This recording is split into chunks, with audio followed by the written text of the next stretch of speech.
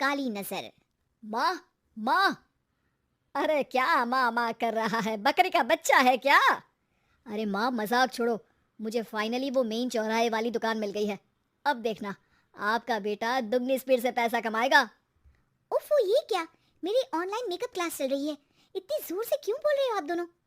अरे मेरी धर्म पत्नी जी, मेकअप क्लास बाद में करना। वो चौराहे वाली दुकान मिल गई है हमको।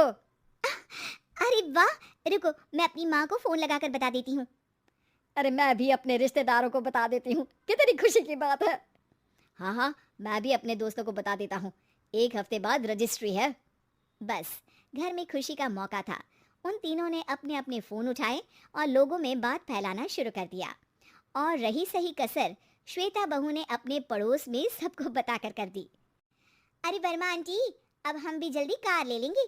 घर का रेनोवेशन होगा और ठाट से रहेंगे हम भी। अरे ऐसा क्या हुआ? लॉटरी बाटरी लग गई है क्या? अरे इस बार चौराहे वाली मॉल में हमको भी दुकान मिल गई है। दुकान नंबर 21, जो एकदम चौराहे पर है। अब ग्राहक बढ़ेंगे तो आमदनी भी बढ़ेगी ही ना। अरे वाह, कितनी खुशी की बात है। मैं बहुत खुश हूँ तुम्हें इतना खुश देख के। बाकी एक बात कहूँ, सबको मत बताते फिरना। किसी की नजर लग जाएगी तो खुशी की खबर वापस लौट जाएगी। हैं? ऐसे थोड़ी ना होता है। अब डरा रही हो? अरे सही कह रही हूँ, काली नजर कहते हैं इस चीज को, जब आप किसी को कुछ बताओ और वो काम बिगड़ जाए। अरे लेकिन मैं तो। तुमने सबको बता दिया ना? हाँ, फोन लगा लगा के। अब बच के रहना, काली नजर बड़ी खतरनाक होती है। श्वेता इतनी खुश रहती है कि वो वर्मा आंटी की बात पर ध्यान ही नहीं देती, जबकि पड़ोस में और भी लोगों से खुशी की खबर शेयर करती रहती है। अगले दिन राजेश बहुत दुखी होकर घर आता है। अरे बेटा, क्या हुआ? मुंह क्यों सूजा हुआ है? मधुमक्खी ने काट लिया क्या? माँ, वो दुकान किसी और के पास चली गई। किसी ने ज्यादा भाव लगा दिया। अरे पर बात तो आपसे हुई थी ना उस दुकान वाले की। हाँ, आज मैं टोकन अमाउंट देने गया था, तब मुझे पता चला। कोई आकर सुबह मुझसे पहले ही ज्यादा अमाउंट दे गया। काली नजर। क्या? क्या कहा? वर्मा आंटी ने समझाया था कि किसी को बताना मत, वरना काली नजर लग जाएगी। अच्छा, तुम्हें उनकी बात मान लेनी चाहिए थी। उनकी बात मान लेती, लेकिन उसके पहले ही सबको बता चुके थे ना हम तीनों। अरे अगली बार से ध्यान रखेंगे। कोई भी नई चीज होगी तो किसी को नहीं बताएंगे। तीनों कुछ दिन ऐसे ही रहते हैं, पर एक दिन श्वेता को एक मेल आता है। राजेश, मेरा ऑनलाइन मेकअप कोर्स कंप्लीट हो गया। अब मैं खुद का पार्लर खोल सकती हूँ। अरे वाह, अपने मोहल्ले में ही खोलते हैं। ये जो घर के सामने दुकान है ना, वहीं। हाँ, यहाँ सस्ती भी मिल जाएगी। अगले दिन श्वेता वर्मा आंटी के पास जाती है मिठाई का डब्बा लेकर। अरे आओ आओ, कैसे आना हुआ? जोर से नहीं बोलूंगी। वो सामने वाली दुकान है ना, वहाँ मैं अपनी पार्लर की दुकान खोलने वाली हूँ, उसकी मिठाई है। अरे वाह, बहुत बधाई हो तुमको। हाँ, मैं कमाने लगूंगी तो राजेश पर पूरे घर का बोझ नहीं रहेगा ना आंटी जी। ये तो है, पर ये बता कि तूने ये बात किसी और को तो नहीं बताई ना? अरे नहीं नहीं, पिछली बार गलती कर दी थी। काली नजर लगी किसी की और राजेश के हाथ से वो दुकान चली गई थी। सबको मत बताना। चलो मैं चलती हूँ, कल दुकान की बात करने भी तो जाना है। अगले दिन श्वेता दुकान के लिए मालिक से बात करने जाती है। अरे लेकिन दुकान तो हम कल रात को ही किसी को दे चुके हैं। कल ही? हाँ, कल ही। 2 दिन बाद कोई यहाँ पार्लर भी खोल लेगा।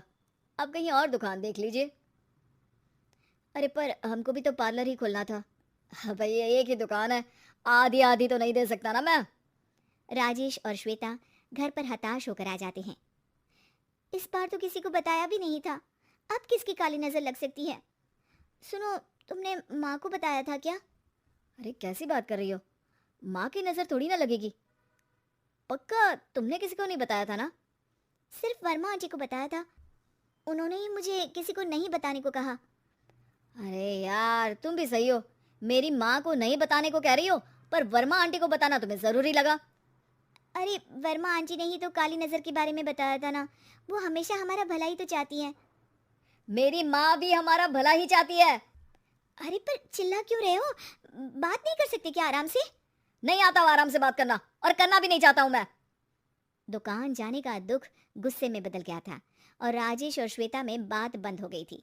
2 दिन बाद मोहल्ले में पार्लर का इनॉग्रेशन हुआ, जिसमें मोहल्ले के सभी लोगों को बुलाया गया, पर श्वेता, राजेश और माँ नहीं जाते। माँ, अंदर आ जाओ, क्या देख रही हो? अरे नया पार्लर देख रही हूँ अपने आंगन से। देखो, माँ को दूसरे का सुख देखने में कितना मजा आ रहा है। मेरा दुख नहीं दिख रहा इन्हें। यहाँ मेरा पार्लर भी तो हो सकता था।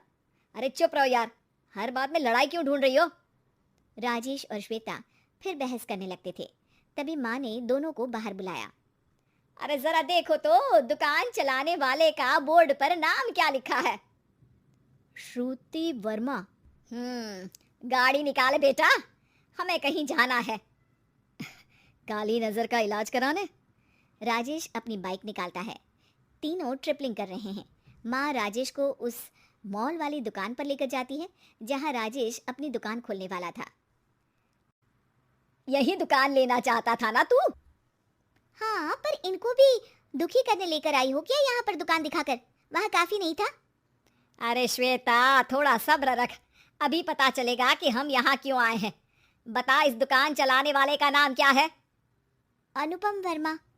कुछ समझ में आया? वो दुकान वाली श्रुति वर्मा, ये दुकान वाला अनुपम वर्मा, और हमारे पड़ोस में हमने उस दुकानों के बारे में बताया किसको था? अब वर्मा आंटी को। मतलब वर्मा आंटी ही हमारा काम बिगाड़ रही है? नहीं नहीं, ऐसा नहीं हो सकता, ये बस इत्तेफाक है। राजेश अपना फोन निकालता है और श्रुति वर्मा और अनुपम वर्मा के नाम फेसबुक पर सर्च करता है, जहां ये दोनों ही वर्मा आंटी के रिश्तेदार होते हैं। श्वेता को समझ में आ जाता है कि वर्मा आंटी की ही नजर काली नजर है। अब क्या करना है? कोई भी खुशी की खबर हो तो काली नजर से बचना है, यानी वर्मा आंटी से बचना है। अरे पर मुझे ये समझ में नहीं आया कि वो हमारे साथ ऐसा क्यों करेंगी? अरे बेटा, एक सीख है, दूर के आदमी को आपकी तरक्की से कम परेशानी होगी, पड़ोसी को ज्यादा। दोनों माँ की बात में हामी भरते हैं और अगला काम चुपचाप करने की कसम खाते हैं, ताकि आगे से वर्मा आंटी कोई काम ना बिगाड़ सके।